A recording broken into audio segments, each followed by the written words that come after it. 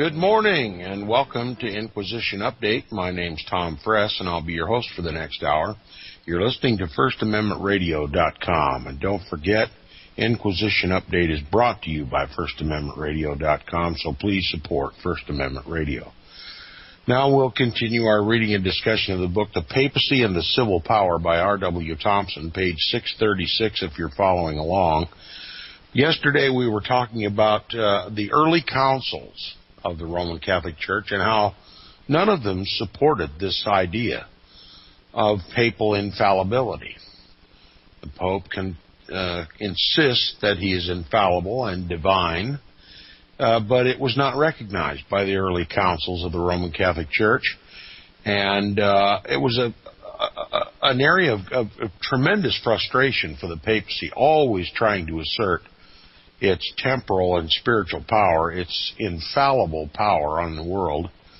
And beginning with the first full sentence on page 636, the author says this: "True to the purpose of acquiring every possible degree of power and of establishing their supremacy over the world, they, that is the popes, began these Western councils at Rome, where the Pope, by means of Italian influence, could generally have his own way.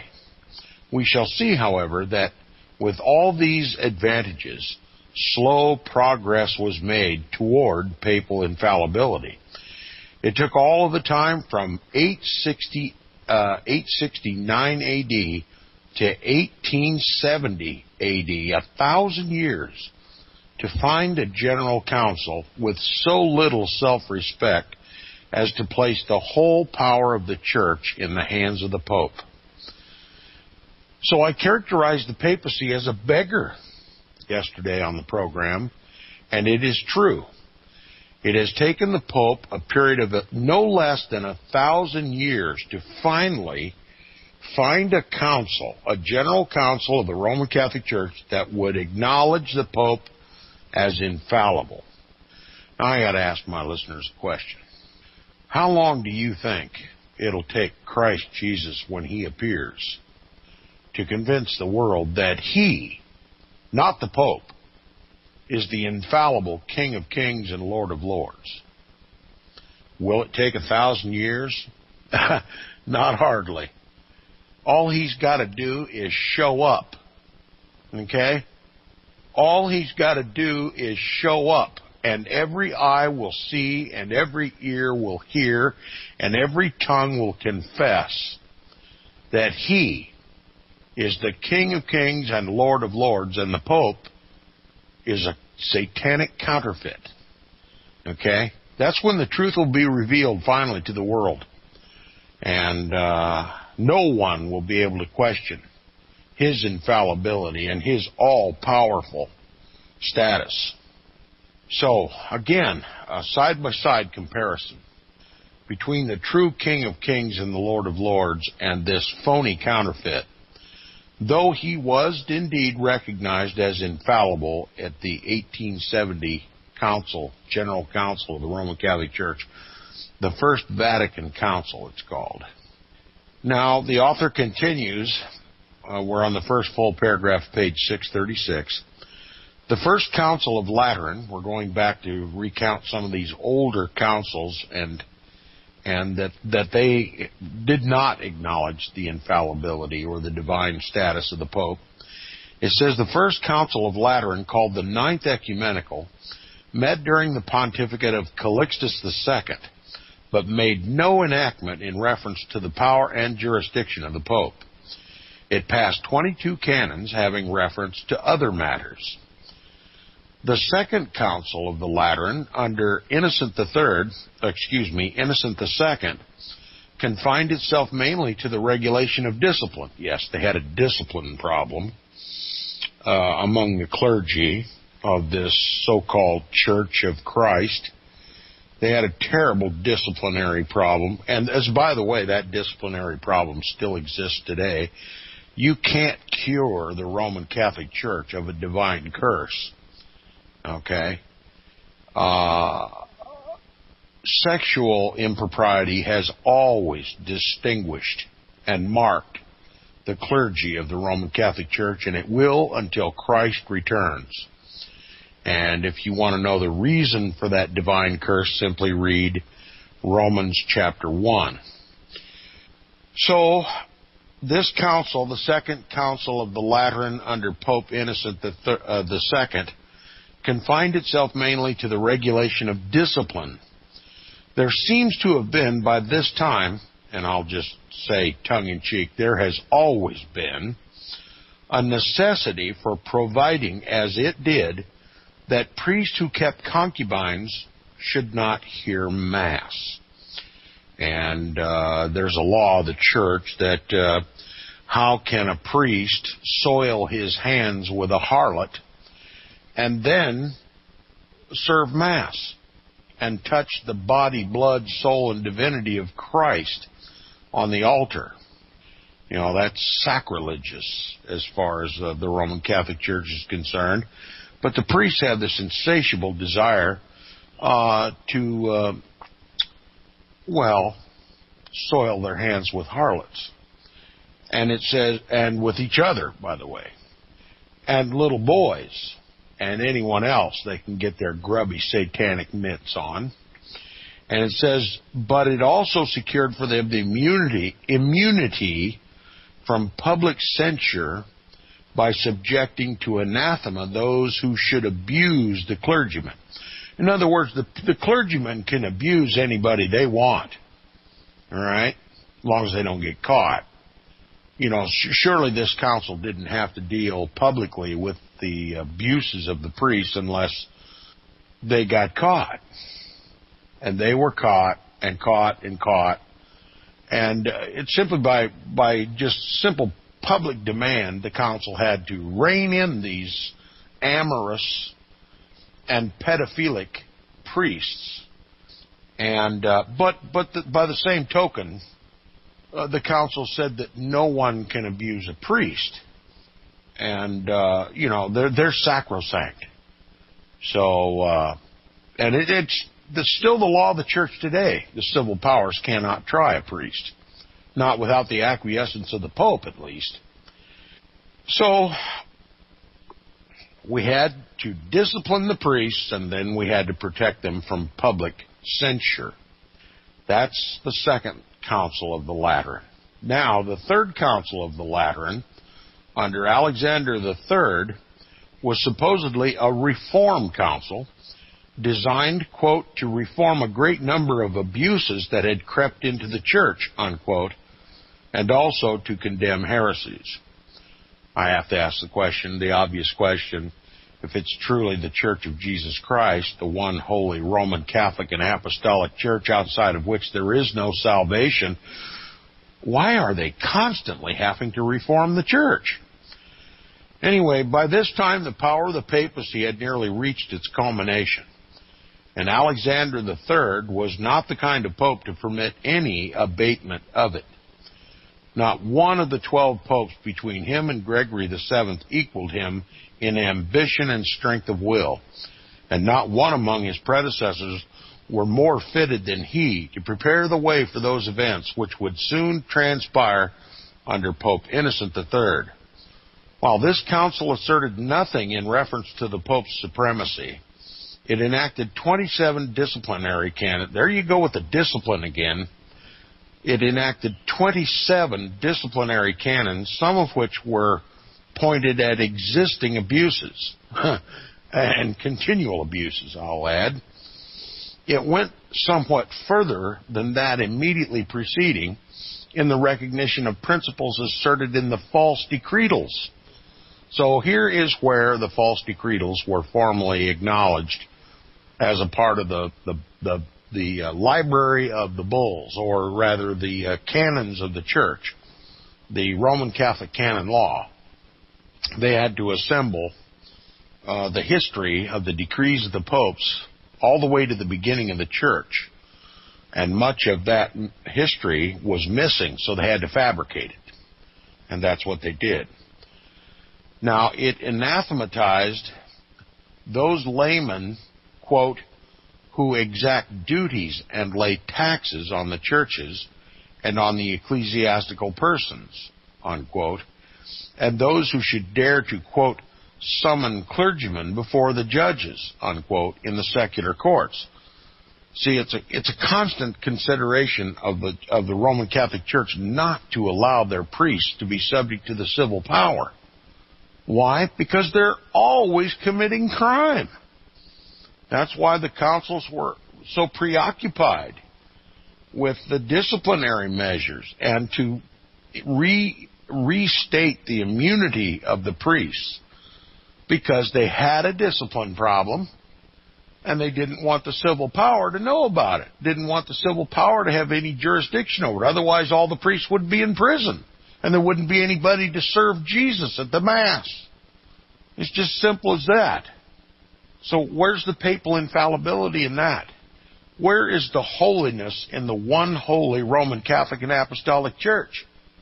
It doesn't exist.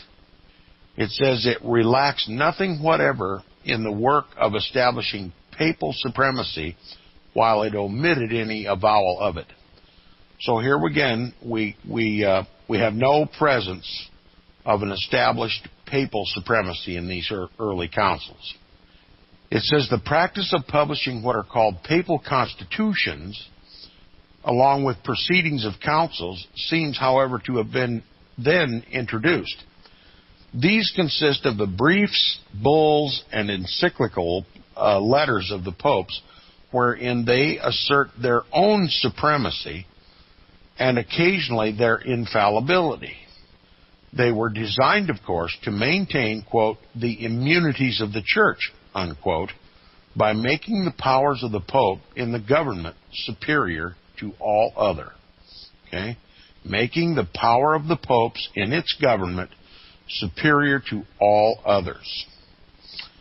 And it says the object to be accomplished by their publication in this form was manifestly to give them a sort of consular sanction in order that the Church might in the end be brought to the point of accepting them as of equal obligation with the canons of the councils. Let me just try to explain to your, better, clearer in your mind what these papal constitutions are, these bulls and briefs and encyclicals. They are the papal equivalent of what we call today executive orders. Okay, you see the President of the United States acting like the Pope. The equivalent of the Roman Catholic General Councils is the legislative sessions of Congress. And when they get done doing their business, then the President steps in, just like the Pope does, and issues his bulls and encyclicals and briefs called executive orders. So you can see the parallel that our government is a virtual shadow of the government of the Vatican. That's because the United States government is becoming Romanized. Okay, the New World Order is already in place, and the president acts like a king, not a pope, not a president. And the Pope acts like a god and not a priest. And so this is how it goes. It says the object to be accomplished by their publication, these executive orders of the popes, these briefs, bulls, and encyclicals, was manifestly to give them a sort of consular sanction in order that the Church might, in the end, be brought to the point of accepting them as of equal obligation with the canons of the councils. And just like the executive orders become a matter of law, just like the legislation that goes through Congress.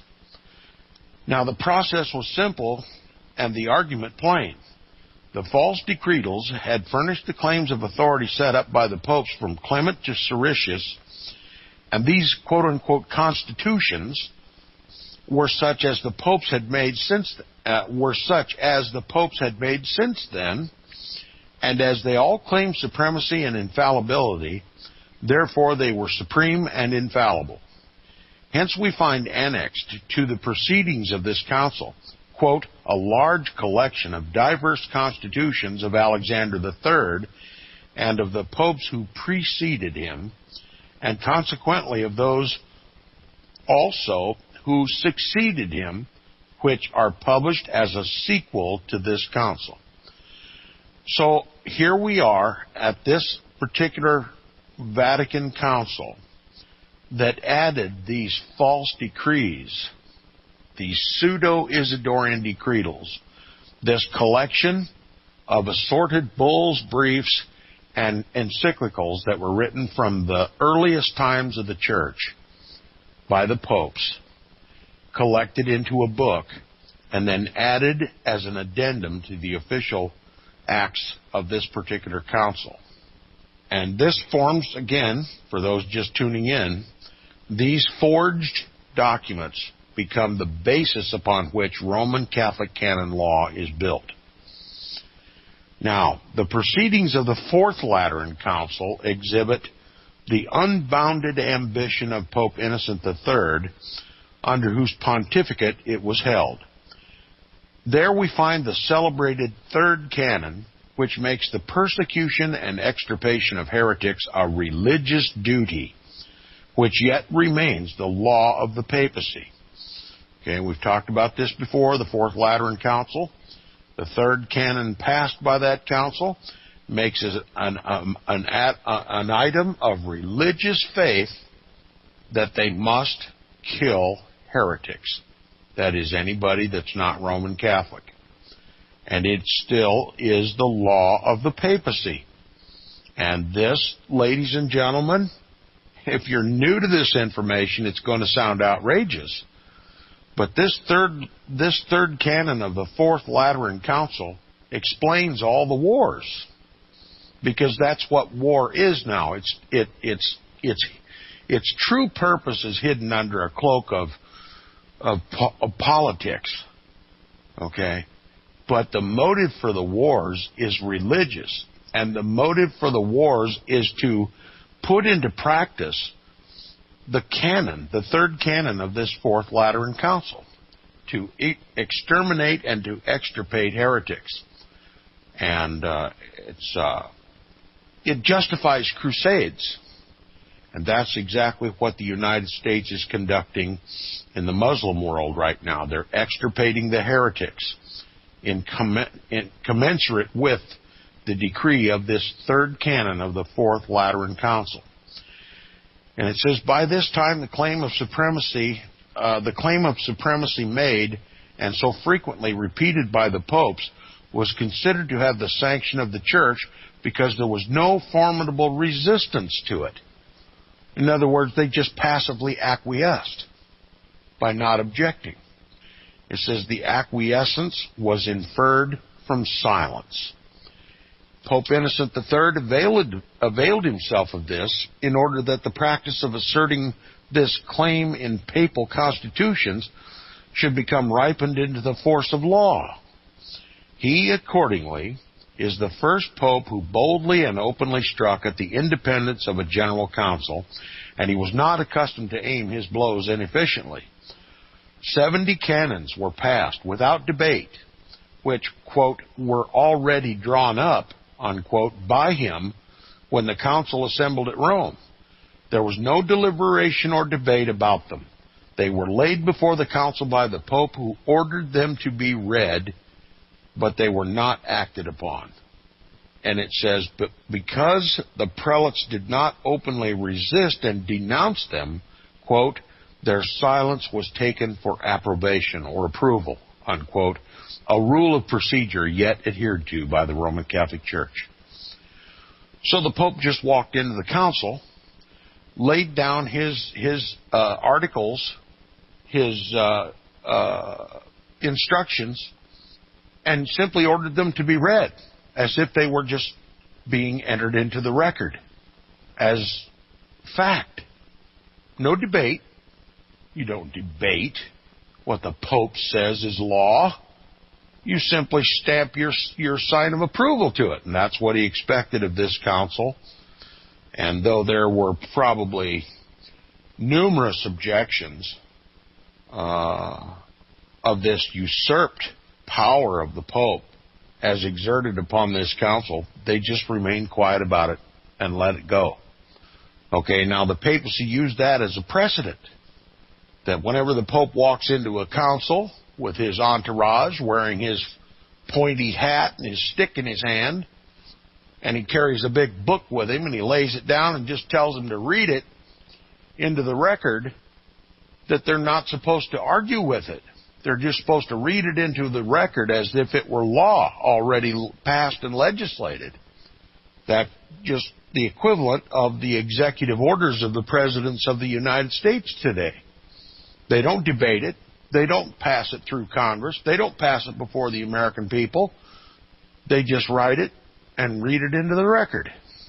Now, it says, among these canons, we find it avowed for the first time in the proceedings of a general council that, quote, the Church of Rome, unquote, has, quote, the primacy over all other churches according to the appointment of our Savior, unquote, that they all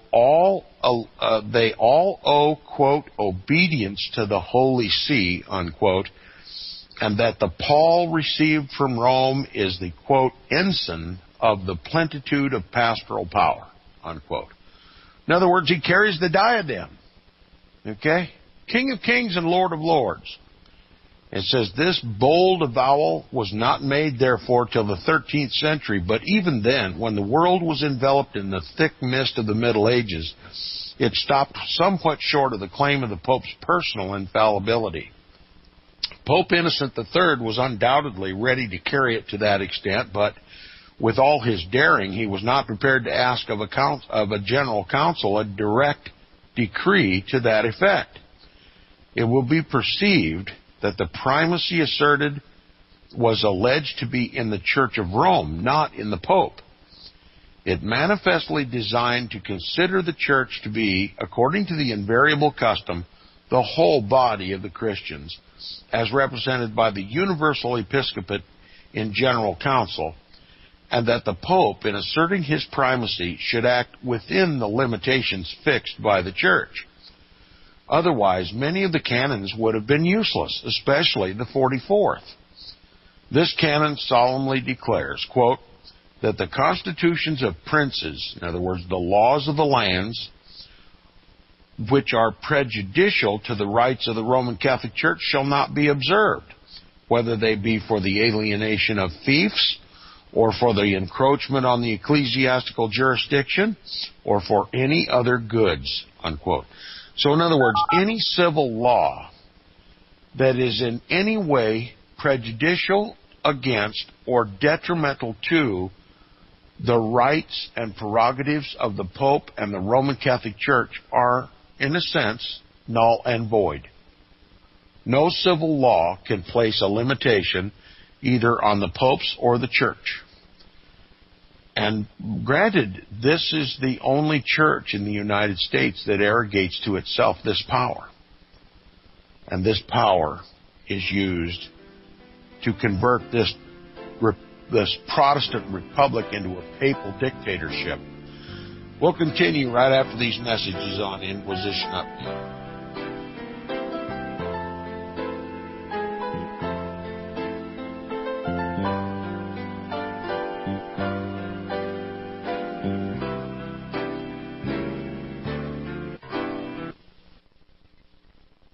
You're listening to FirstAmendmentRadio.com worldwide. Freedom is never free. We need your support today at FirstAmendmentRadio.com. I know you all want answers, and believe me, so do I, and I'll do my best to get them. Have you seen the Left Behind movies? Have you read the Left Behind fictional book series? Not everyone believes Left Behind is true prophecy. Some may even regard as conspiratorial the mainstream re-release of the Left Behind movie with actor Nicolas Cage portraying the main character as an attempt to further reinforce in the minds of all this perception of false prophecy in order to condition the masses for the play about to begin. Because they see the world stage shaping to fulfill what they have been led to believe is sound biblical interpretation, a Left Behind rapture scenario, this false view of prophecy is reinforced in the mind, not only of its adherents, but also includes those who have been merely exposed to the specific media, is it possible that false prophecy can be fulfilled? The rapture theories have always been in dispute. Pre-trib, mid-trib, and post-trib disputes have risen up in exclusively evangelical circles of recent history, so that when true believers don't suddenly disappear, this element will easily go by the wayside when all see a new Jewish temple begin to be built. Will this be part of the great delusion that will come upon the whole earth? It seems that this great prophetic delusion has already overcome practically the entire American evangelical and Christian world. Get the book, The Rapture Will Be Canceled. To learn more, visit crosstheborder.org. That's CROSS, crosstheborder.org. The book of Revelation says, the spirit of prophecy is the testimony of Jesus Christ. This is at the very heart of FirstAmendmentRadio.com. In that spirit, we have created the Prophecy Reality News app for all of your mobile devices, streaming First Amendment Radio 24 hours a day, 7 days a week. Available for your Apple, Android device, and smartphone, absolutely free. Get the Prophecy Reality News app installed today, so you can listen to First Amendment Radio wherever you are. The Prophecy Reality News app. Get it now.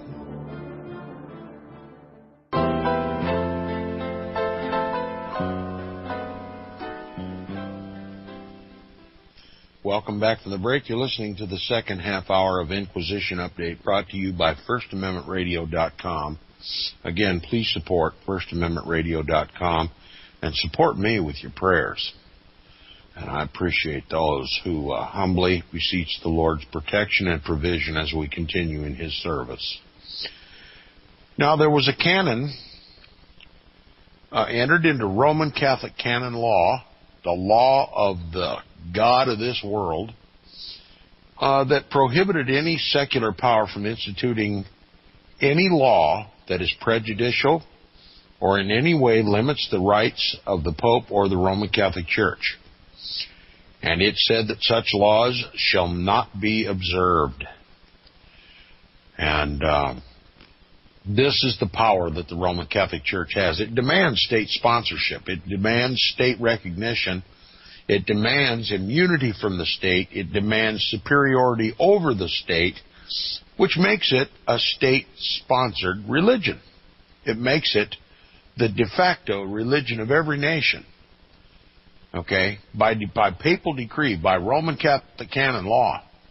No other church has these privileges. No civil power would acknowledge such privilege from the other churches. But they have to, the Roman Catholic Church, because they have so much power. This is why when a pedophile priest is brought in by the civil authorities, the papacy steps in and says, he's mine, I'll take care of that business. And the civil power is just simply dismissed. His jurisdiction is not held. And the pedophile priest pandemic in the world, it can't be touched by the civil power unless the people just simply rebel and demand that these priests be held accountable to the laws of the land and force the papacy and the priest to comply with civil law. And to hell with their canon law. And that's what it's going to take to get justice over these pedophile priests. That's what it's going to take to get justice, to get the priests kicked out of the halls of Congress, to get them kicked out of the Supreme Court, to get them kicked out of the halls of the White House. Do you know, when you hear the rumor that President Barack Obama, and I hesitate to use the term president in association with his name because he's not a duly elected president, do you know what ought to pass through the minds of every American when it is heard that the Pope called Barack Obama and congratulated him on his election? Chills ought to run up and down your spine. The hair ought to stand up on the back of your neck. And if you comprehend what R.W. Thompson is asserting here, that's a right reaction when the Pope calls to congratulate a president of the United States upon his election. Because carried with that congratulations is the demand that he uphold Roman Catholic canon law under his kingship. President of the United States is no longer a duly elected president. He's a papal king, and he operates like a papal king. This is part of the restoration of the old world order when the Pope ruled over the kings of the earth. Look, I've explained this before, but I think it's time to do it again. Who picks the candidates for president? Look, if Roman Catholic canon law says only the Pope can pick the kings, and we've got a nation, the United States of America, that says the people ought to elect their government officials, and Roman Catholic canon law says the people are not to govern, they are to be governed. They should have no say in the government. If the Pope can't stand up in Rome and say, the United States is apostate, we command the Roman Catholics of the country to overthrow the government and to reassert papal supremacy and the Roman Catholic hierarchy as the government of the land, and that the people are to be governed instead of to be the governors. How do you think the Pope, if he can't do that, how do you think his alternative means might be to achieve the same thing? Simply by picking all the candidates for president. Allow the people to go to the polls, pull the levers, and act like they've done something, when in fact all they've ever done is just select one of the two papal picks. The Pope doesn't care who you vote for, as long as he picks all the candidates. And that's exactly how the Pope gets obedience from the presidents of the United States. They're his candidates, not ours. We don't pick the candidates. Powers that be, hooded, frocked priests and their assigns pick the candidates for president. That's how they defeat civil law. That's how they defeat Congress. That's how they defeat the Supreme Court. That's how they defeat our Constitution, by putting their men in the highest offices of this land. And it's time for us to just admit what is taking place. The Pope will not be set aside, not even in the United States of America. He's taken advantage of our system. He knows how our system works, and he knows how to defeat it. And so do his Jesuit priests, his Knights of Malta, his Knights of Columbus, his Opus Dei, and all the other monks and nuns and this whole system called the shadow government of the Roman Catholic Church. They know how to operate within the system to achieve compliance with Roman Catholic canon law. That's what they do. Now, this council solemnly declared, quote, that the constitutions of princes, in other words, the Constitution of the United States, which are prejudicial to the rights of the Roman Catholic Church, shall not be observed, whether they be for the alienation of fiefs or for the encroachment on the ecclesiastical jurisdiction, that is, the Pope's jurisdiction, or of any other goods, unquote. If the council had intended to change the deposit of infallibility from themselves as representing the Church to the Pope alone, or if the Pope had thought it expedient to have his personal infallibility distinct from that of the council openly acknowledged, there would have been no necessity for this canon. The principle asserted in the canon was considered necessary to the Church, and as required the stamp of infallibility upon it, in order that it should stand throughout all time. To give it this, the consent of the council was necessary, and that not having been withheld, this canon is one of those which the present Pope is desirous of enforcing, and with reference to which the late council must be considered to have acted. The principal object of the First Council of Lyons, another council under Innocent IV, was to decree a general crusade. Okay? The Church can call a crusade, can go to war.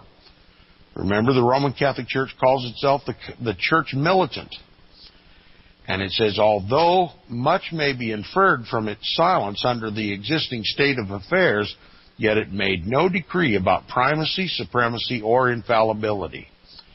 It, however, gave its sanction to the bull of the popes which deposed the Emperor Frederick and released his subjects from their allegiance, from which it is fair to suppose that both the popes and the council considered this sanction as necessary to give that act the ratification of the church. So the pope has power to call crusades. He has power to dismiss kings. And if the king won't just voluntarily get up off of the throne and dismiss himself at the order of the pope can simply call the people to rebel against the government and to absolve them from any oath of allegiance to that government, and to declare them all heretics if they don't extirpate the heretic that's sitting on the throne. See how this works? This is how you conquer the world, and that's the intent of all of it. But be that as it may, not yet, even at this first Council of Lyons, did it become a matter of the faith of the Roman Catholic Church to assent to papal infallibility. He says, be this as it may, the stamp of infallibility was also given in this mode to the right of deposing monarchs and releasing their subjects from their allegiance, and that principle, with the approbation of this council, took its place among the canons of the Church, where it has ever since remained. It's still a law of the Roman Catholic Church. The Pope can call a crusade and dismiss a king.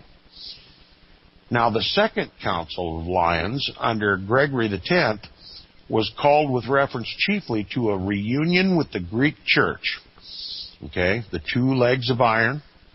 The Greek Church happens to be the Eastern iron leg, and they want to unite the two churches under this council.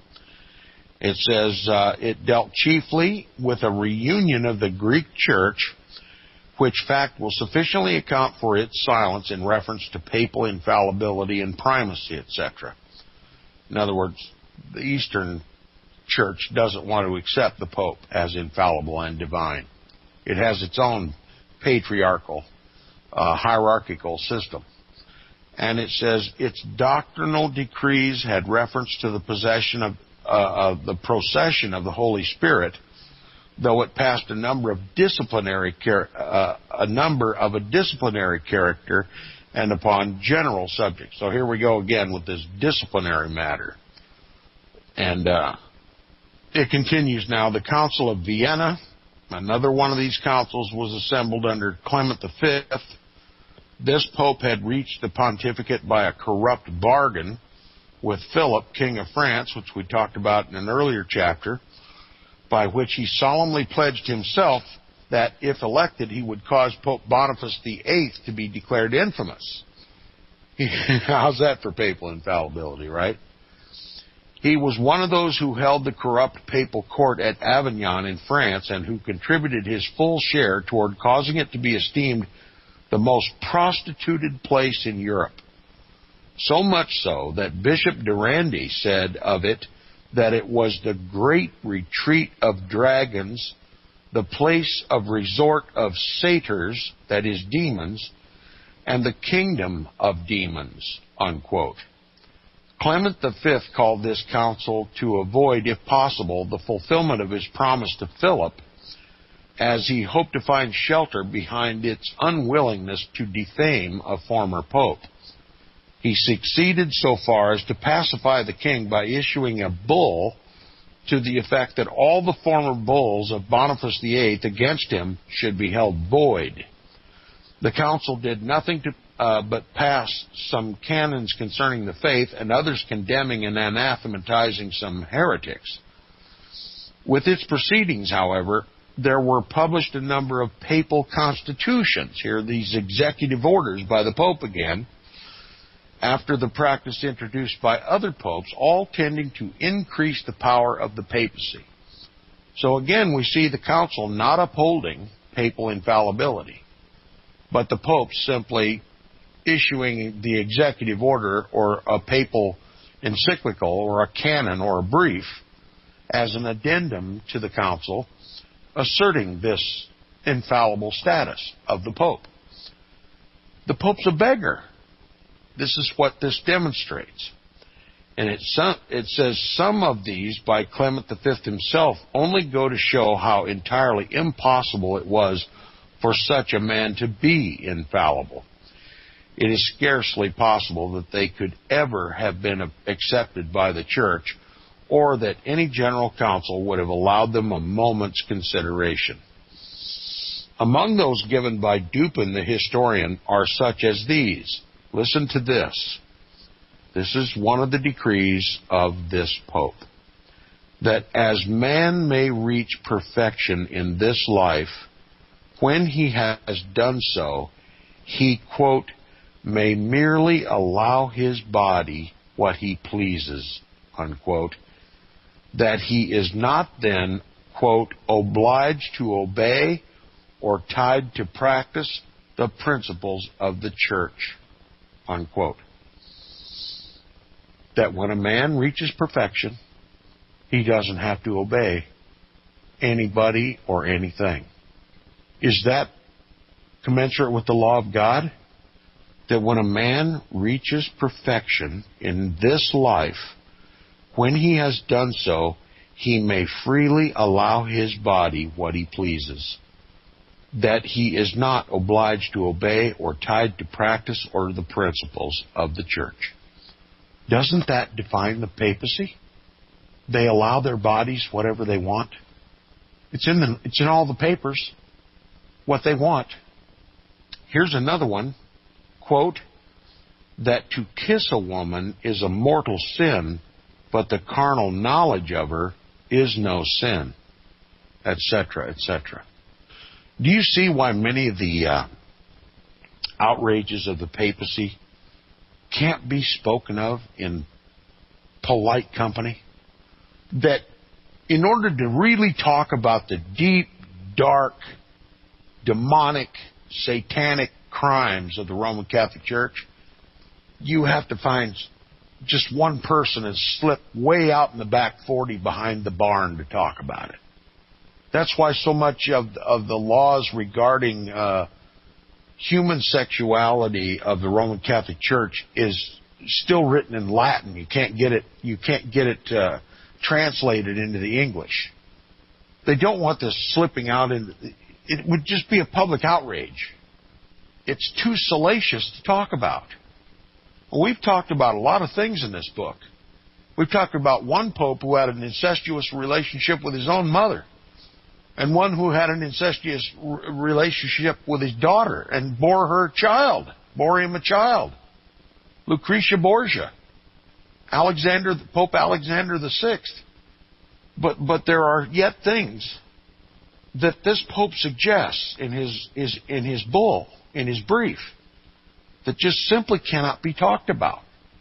He says once he achieves perfection in this life, he may freely allow his body what he pleases.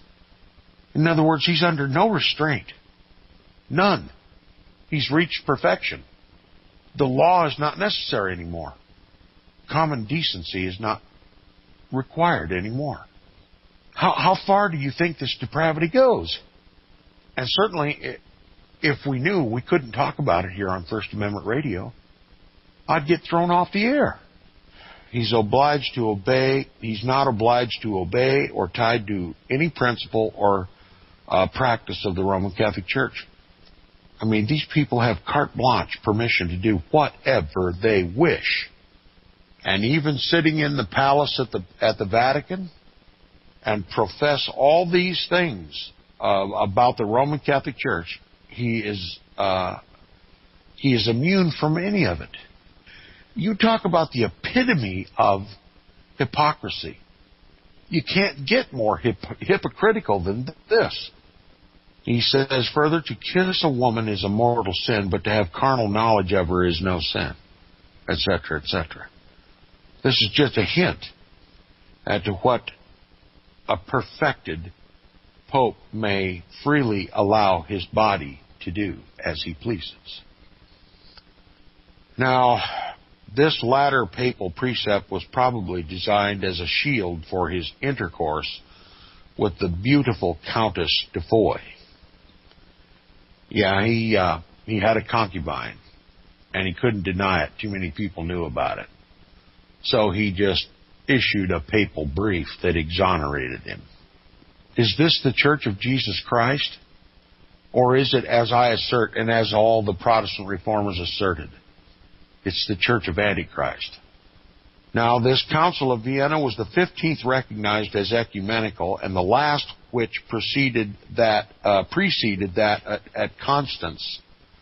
Neither by any of its decrees nor by any of those assembled before it was there any direct averment to the effect that the Pope was infallible.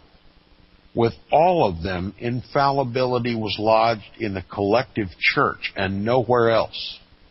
But so frequently had some of the most ambitious and pretentious popes endeavored to assert it for themselves, independently of the church, acting as an organized body, and by this means to enlarge the circle of their admitted spiritual primacy so as to make it broad enough to include jurisdiction over temporals, that it became absolutely necessary to the peace and welfare of the church that the Council of Constance should grapple directly with the question and put it to rest. It did endeavor to do so, as we've already seen, by deposing one pope and declaring the superiority of a general council over all of them. This was undoubtedly the voice of the church, declaring in the only recognized mode, as was accepted as such by all the popes themselves and their special adherents in Italy, where their power was omnipotent. They were not disposed to rest long under this direct censure of a general council, for even Martin V, who accepted from it the place of the deposed pope, so soon as he could get away from its immediate influence, commenced a series of measures designed expressively to reverse its decisions and to bring it into disrepute. In this he was sympathized with by Pope Eugenius IV, his immediate successor, under whose pontificate the Council of Florence was held, only 17 years after the Council of Constance. To this council we are now referred by all the defenders of papal infallibility, in proof that this doctrine has always been recognized by the Church as a part of the faith. From that time they trace it down to the present, through the councils of the Fifth Lateran and of the Council of Trent, to show that the late council, the Sixth Lateran, did not introduce any new dogma, but only gave expression to the faith which had always and everywhere existed. This pretense requires a minute examination, somewhat more in detail, but in order to see that it is a pretense and nothing more, it is only necessary to observe the manner in which the Jesuit writers dispose of the Council of Constance. Whether in doing this mendacity or ingenuity prevails the most, the reader must judge for himself. Passing by the equivocations of Wenninger, from whose book repeated quotations have already been made, and his flagrant suppression of important facts necessary to a correct understanding of the Council of Constance, let us come directly to the important points of his explanation. He says that in condemning the heresy of the Wycliffites, the council, quote, did not pronounce new ecclesiastical censures against them, but contented themselves with reminding the faithful that the sect and its infamous doctrines had been previously condemned by the decisions of the Holy See.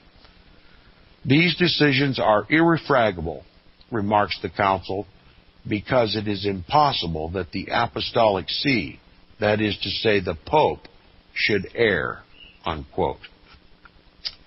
It requires but a moment's thought to see that it was impossible in the very nature of things for the Fathers of Constance to have stultified themselves by any such declaration as this. It would have been as diametrically opposed to what they actually did as darkness is to light. They had tried, condemned, and deposed Pope John the 23rd, a lawful pope, for innumerable crimes, including heresy, and to have followed such an act with an assertion that it was impossible for the Pope to err would have made them the laughing stock of all Europe. So in other words, this historian lied, as we've uncovered all along. This historian called Wenninger. He says, but it is not necessary to argue upon general principles to show how entirely this assertion of Wenninger is without any fact to support it. Dupin says the decree of the Council of Constance concerning the authority of the Council above the Pope did plainly decide the question and subjected the Pope as well as to faith as to manners to the judgment of the General Council, which applied not only to the times of schism or where there were rival popes, but generally in all other cases, unquote. So even up to the time of this council, there was no decree of papal infallibility or supremacy. It was only at the First Vatican Council in 1870. We'll continue Monday on Inquisition Update. Visit crosstheborder.org, CROSS, crosstheborder.org, to get your print, EPUB, or PDF version of the book, The Rapture Will Be Canceled. That's crosstheborder.org. I know you all want answers, and believe me, so do I, and I'll do my best to get them. Despite Nicolas Cage's promise to do his best to get left behind rapture answers for us, don't hold your breath. Not everyone believes Left Behind is true prophecy. Some may even regard as conspiratorial the mainstream re-release of the Left Behind movie with actor Nicolas Cage portraying the main character as an attempt to further reinforce in the minds of all this perception of false prophecy in order to condition the masses for the play about to begin. If you want true Bible prophecy answers, get the book, The Rapture Will Be Canceled. The author exposes the Latin rapture origin, the 7-year tribulation deception, true Bible revelation of Daniel's 70 weeks, the abomination of desolation, the restrainer, America in the Revelation, the image of the beast and the mark of the beast, and the truth about God's chosen people, and so much more about Bible prophecy. This book will shatter the Left Behind paradigm of future events. Get the book, The Rapture Will Be Canceled. Visit crosstheborder.org, CROSS, crosstheborder.org, to get your print, EPUB, or PDF version of the book, The Rapture Will Be Canceled. That's crosstheborder.org.